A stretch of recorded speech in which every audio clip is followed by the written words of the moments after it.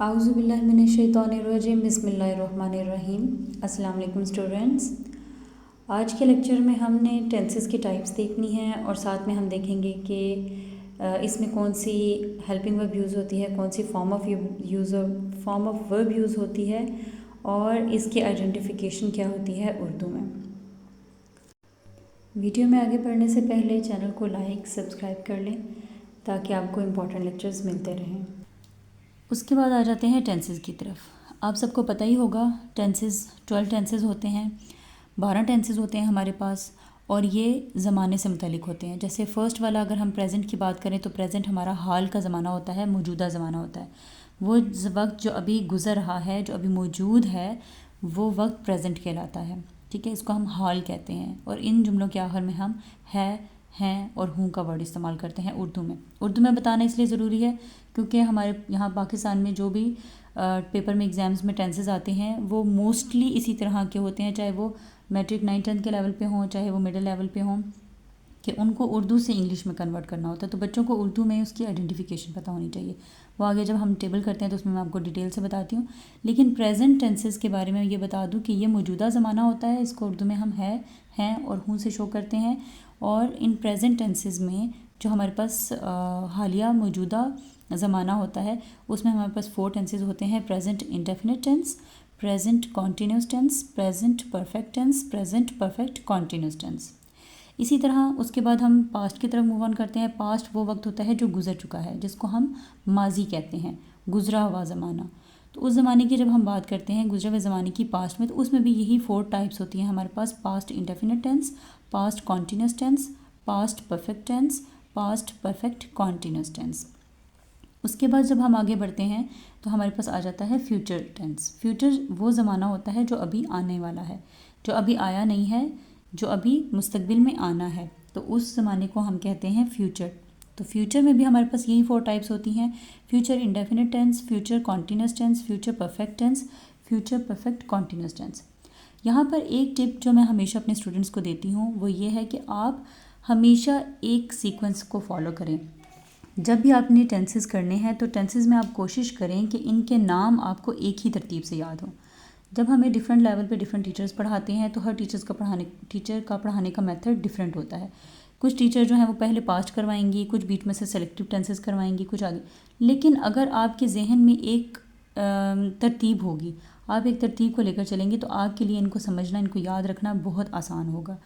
तो बुक्स भी जो फॉलो करती हैं मोस्टली वो यही पैटर्न होता है कि पहले प्रेजेंट के 4 टेंसेस और तरतीब यही होती है। इसी तरह फिर पास्ट की टेंसेस 4 और उसमें भी तरतीब यही होती है, और उसके बाद फ्यूचर में। तो कोशिश करें कि जो 12 टेंसेस के नाम हैं इनको आप इसी सीक्वेंस से याद करें और उसके बाद टेबल भी एक ही तरह से उसको फॉलो करें और उसी तरतीब से फॉलो करें। अगर आप एक स्टैंडर्ड में डिफरेंट तरीके से याद करेंगे, अगली क्लास में जाके आप डिफरेंट तरीके से याद करेंगे, तो ये आप कभी भी इन चीज़ों को मेमोराइज़ नहीं कर सकेंगे ज़्यादा अरसे के लिए। वो सारी चीज़ें मिक्सअप हो जाती हैं, बच्चे कंफ्यूज हो जाते हैं। तो अगर एक सीक्वेंस रख लें और उसी सीक्वेंस को फॉलो करें तो आपके लिए समझने में आसानी होती है। तो ये जो 12 टेंसेस का मैंने सीक्वेंस लिख दिया है, इसी को लेकर मैं आगे चलूँगी। अब हम चलते हैं टेंसेस के टेबल की तरफ। जी तो स्टूडेंट्स, ये हमारा टेंसेस का टेबल है जिसको आपने अच्छे तरीके से मेमोराइज़ करना है। इसमें अगर हम देखें तो इसमें हम सारी चीज़ें उसमें कंप्लीट कर लेते हैं, कवर कर लेते हैं, जिसमें सबसे पहले तो होती है आइडेंटिफिकेशन। जब हमारे टेंसेस स्टार्ट होते हैं तो सबसे पहले होता है कि उर्दू में हमने जुमले की पहचान करनी है। तो हमें कैसे पता चलेगा कि जुमला कौन सा है? तो जुमले के आखिर में अगर है, हैं और हूँ का वर्ड इस्तेमाल हुआ है तो इट मीन्स कि ये प्रेजेंट टेंसेस हैं। अगर जुमले के आखिर में था, थे, थी का वर्ड इस्तेमाल हुआ है, इट मीन्स ये पास्ट टेंसेस हैं। और अगर जुमले के आखिर में गा, गे, गी का वर्ड इस्तेमाल हुआ है तो फिर वो फ्यूचर टेंस में आता है। ठीक है, इसी तरह से ये तो हमारी हो गई ज़मानों की पहचान कि कौन से ज़माने की बात हो रही है, प्रेजेंट की बात हो रही है, पास्ट की बात हो रही है या फ्यूचर की बात हो रही है। जब हम चलते हैं आगे टेंसेस की तरफ कि हमने ज़माने का तो कर लिया, सेलेक्ट कर लिया कि कौन सा ज़माना है, उसको आइडेंटिफाई कर लिया है कि सपोज़ ये प्रेजेंट टेंस है, तो आगे ज़माना प्रेजेंट का है तो हम उसमें आगे टेंस की तरफ बढ़ते हैं कि अब टेंस कौन सा है। तो अब अगर जुमले के एंड पर ता, ते, ती इस्तेमाल हुआ है तो इट मीन्स ये इंडेफिनिट टेंस है। ठीक है, उसके बाद अगर जुमले के आखिर में रहा, रहे, रही इस्तेमाल हुआ है तो ये कॉन्टीन्यूस टेंस है। अगर जुमले के आखिर में चुका, चुके, चुकी या लिया, लिए, ली इस्तेमाल हुआ है तो इट मीन्स ये परफेक्ट टेंस है। और अगर जुमले के आखिर में रहा, रहे, रही आया है और साथ में जुमले के अंदर टाइम भी इस्तेमाल किया गया है तो उससे आपको पता चल जाना चाहिए कि ये परफेक्ट कॉन्टीन्यूस है। बच्चे अक्सर कॉन्टीन्यूस और परफेक्ट कॉन्टीन्यूस को मिक्स कर देते हैं, लेकिन दोनों में एक ही डिफरेंस है। अगर एक सेंटेंस लिखा हुआ है, उसके आखिर में रहा, रहे, रही आया हुआ है तो आप उस जुमले को आइडेंटिफाई कर लेते हैं कि या तो ये कॉन्टीन्यूस है या परफेक्ट कॉन्टीन्यूस है। और उसके बाद आपने देखना है कि और कोई चीज़ है, टाइम जैसी कोई एलिमेंट है इसके अंदर, और अगर आपको टाइम नज़र आ जाता है तो इट मीन्स कि ये परफेक्ट कॉन्टीन्यूस है, और अगर टाइम नहीं आता उसमें तो इट मीन्स कि ये कॉन्टीन्यूस है। तो ये तो हमारी आइडेंटिफिकेशन होगी। अब अगर आप कहें कि ये तो मैंने यहाँ पर लिखा है और ये यहाँ पर लिखा है तो हमें टेंसेस का कैसे पता चलेगा? तो देखें, प्रेजेंट और इंडेफिनिट, ये वाला जो ब्लॉक है वो हमारा प्रेजेंट इंडेफिनिट का ब्लॉक है। इसमें देखें जो टेंस प्रेजेंट और इंडेफिनिट में फॉल करेगा, प्रेजेंट उसके आखिर में है, हैं और हूँ आएगा, और इंडेफिनिट से ता, ते, ती।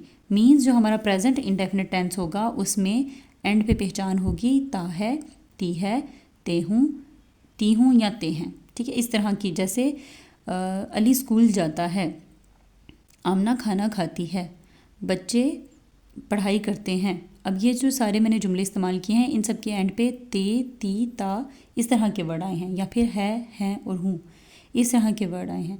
तो ये जुमले जो हैं इनको आइडेंटिफाई करना है इनके एंड वाली साउंड से, इनके एंड वाले वर्ड से, कि इनमें कौन सा ज़माना इस्तेमाल हुआ है, कौन सा टाइम लैप इस्तेमाल हुआ है और कौन सा टेंस इस्तेमाल हुआ है। इसी तरह से पास्ट में, इसी तरह से फ्यूचर में हमने इन टेंसेस को आइडेंटिफाई करना है। यहाँ से हमने देखना है ज़माने के उसकी एंड पे जो टाइम लैप दिया हुआ है वो कौन सा है, और जो हमारे पास टेंस दिया हुआ है वो कौन सा है। उसके बाद जो हमारे पास प्रेजेंट इंडेफिनिट टेंस है उसमें जो हेल्पिंग वर्ब इस्तेमाल होता है वो डू और डज इस्तेमाल होता है, और जो फॉर्म ऑफ वर्ब इस्तेमाल होती है वो फर्स्ट फॉर्म इस्तेमाल होती है, और उसके साथ हम एस या ई एस इस्तेमाल करते हैं। उसके बाद जब हम प्रेजेंट कॉन्टीन्यूस की तरफ बढ़ते हैं तो प्रेजेंट कॉन्टीन्यूस की पहचान तो हमने देख ली है। अब उसमें हेल्पिंग वर्ब इस्तेमाल होता है इज़, एम, आर, और फॉर्म ऑफ वर्ब इस्तेमाल होती है first form plus I N G. अब बच्चे इसमें कंफ्यूज हो जाते हैं कि ये हेल्पिंग वर्ब क्या है और फॉर्म ऑफ वर्ब क्या है।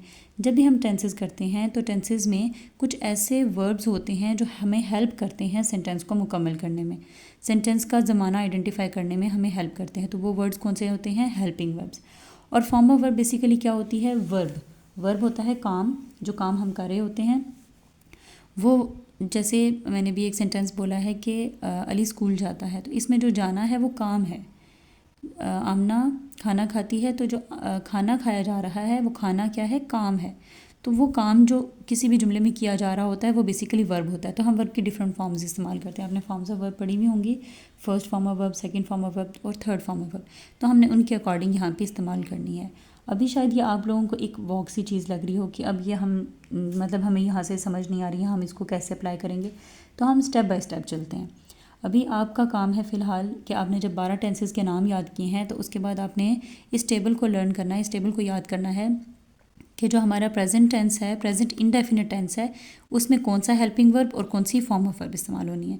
इसी तरह प्रेजेंट कॉन्टीन्यूस है तो इसमें कौन सा हेल्पिंग वर्ब और कौन सी फॉर्म ऑफ वर्ब इस्तेमाल होनी है। फर्स्ट इज़, एम, आर के साथ first form plus I N G इस्तेमाल होना है। इसी तरह प्रेजेंट परफेक्ट टेंस है तो इसमें हेल्पिंग वर्ब हैज़, हैव इस्तेमाल होगा और साथ में फॉर्म ऑफ वर्ब थर्ड इस्तेमाल होगी। प्रेजेंट परफेक्ट कॉन्टीन्यूस है तो इसमें हमारे पास हेल्पिंग वर्ब हैज़ बीन और हैव बीन इस्तेमाल होंगे और form of verb first plus I N G इस्तेमाल होगा। टाइम आएगा तो टाइम के लिए हम सिंस या फॉर इस्तेमाल करेंगे। इसी तरह पास्ट में, अच्छा अब यहाँ पर एक और टिप, अगर आप इन चीज़ों को एक दूसरे के साथ कंपेयर करके याद करते हैं तो आपके लिए याद करना ज़्यादा आसान हो जाता है। जैसे देखें, प्रेजेंट इंडेफिनिट, पास्ट इंडेफिनिट और फ्यूचर इंडेफिनिट, इनमें से प्रेजेंट और फ्यूचर दोनों में हमारे पास फर्स्ट फॉर्म इस्तेमाल होती है और पास्ट में सेकंड फॉर्म इस्तेमाल होती है। इसी तरह जब हम कॉन्टीन्यूस की बात करते हैं तो कॉन्टीन्यूस में देखें फर्स्ट फॉर्म के साथ आई एन जी इस्तेमाल हो रही है, इसमें भी फर्स्ट फॉर्म के साथ आई एन जी इस्तेमाल हो रही है, इसमें भी फर्स्ट फॉर्म के साथ आई एन जी इस्तेमाल हो रही है। इसी तरह से जब हम परफेक्ट की बात करते हैं तो प्रेजेंट परफेक्ट में भी थर्ड फॉर्म इस्तेमाल होती है, पास्ट पर, मतलब ओवरऑल परफेक्ट में हमारे पास थर्ड फॉर्म यूज़ हुई है।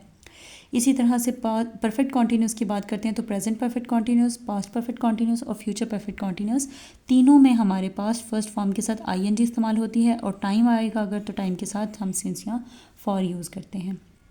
तो अगर आप इनको एक दूसरे के साथ कंपेयर करके यूज़ करें तो आपके लिए ये याद करना आसान होगा कि कौन से टेंस में कौन सा हेल्पिंग वर्ब यूज़ होता है। तो मैं अगर आपको टिप दूं तो जैसे आपने 12 टेंसेस के नाम मैंने आपको पहले दिखाए थे स्क्रीन पे, और उसी तरतीब से आप याद करें। और उसके बाद present indefinite, present continuous, present perfect continuous, इन चारों की आप तरतीब से हेल्पिंग वर्ब और फॉर्म ऑफ वर्ब याद कर लें। इसी तरह से आप past indefinite, past continuous, past perfect continuous की तरफ मूव ऑन करें और तरतीब के साथ आप इनके नाम इनके हेल्पिंग वर्ब और इनके फॉर्म ऑफ वर्ब याद कर लें। इसी तरह से फ्यूचर की बात करते हैं तो फ्यूचर में हम फ्यूचर इंडेफिनिट में विल और शैल इस्तेमाल करते हैं फर्स्ट फॉर्म के साथ, और फ्यूचर कॉन्टीन्यूअस में हम हेल्पिंग वर्ब विल बी शैल भी इस्तेमाल करते हैं फर्स्ट फॉर्म प्लस आईएनजी के साथ। फ्यूचर परफेक्ट में हम helping verb will have, shall have use करते हैं थर्ड फॉर्म ऑफ वर्ब के साथ, और फ्यूचर परफेक्ट कॉन्टीन्यूअस में will have been, shall have been इस्तेमाल करते हैं with first form of verb plus since and for के साथ। तो हम इसके अभी फ़िलहाल आपने इस टेबल को लर्न करना है। इसके बाद हम मज़ीद आगे देखेंगे कि हमने जो फार्मूला करना है वो कैसे होगा और फार्मूले के अंदर चीज़ें कैसे पुट करनी हैं। अगर आप इसको इसी तरतीब के साथ याद करेंगे तो ये आपके लिए याद करना बहुत आसान है। बस ये एक टेबल अगर आपको आ जाता है तो इस टेबल के बाद आप इजीली इसको प्रैक्टिस में ला सकते हैं, इजीली इसको सॉल्व कर सकते हैं।